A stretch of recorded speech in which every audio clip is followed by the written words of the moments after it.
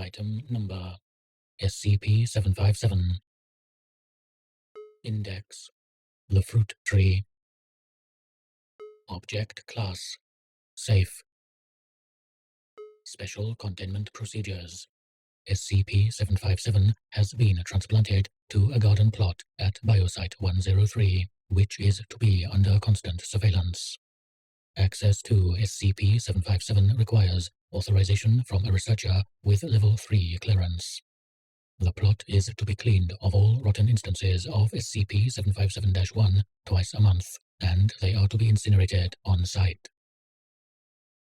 Description: SCP-757 is a fruit-producing tree similar to Prunus persica, common peach tree, that is 3.63 meters tall. The texture and properties of its wood are identical to that of Amalus domesticus, apple tree.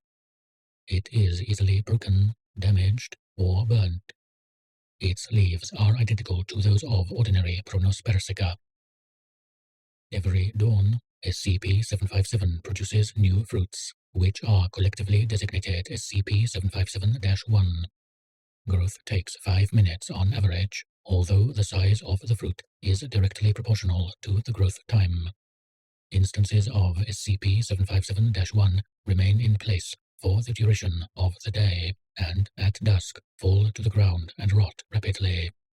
The amount of time an instance of SCP-757-1 takes to rot is directly proportional to its size.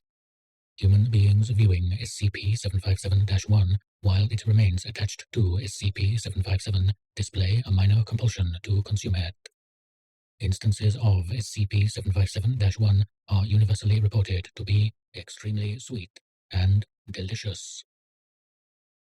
If a subject consumes any part of an instance of SCP-757-1, a new organ will form in the anterior of the subject's abdomen. This process is reported to be very painful. Over the course of a week, a new fruit of the type consumed by the subject forms inside this organ, causing further pain and visible swelling, and, in the case of very large fruit, tissue damage.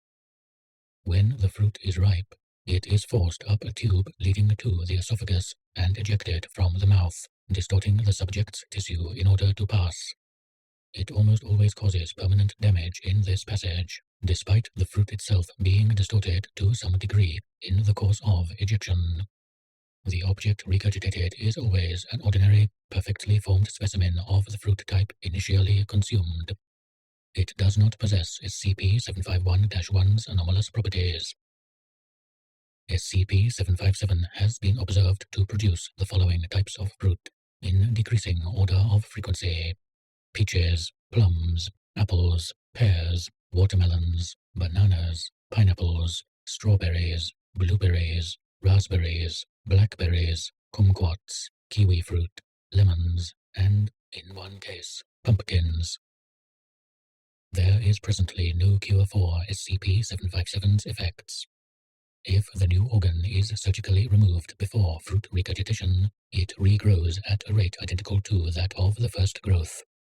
Testing to determine a physical, chemical, genetic, or foreign cause of the effects is pending.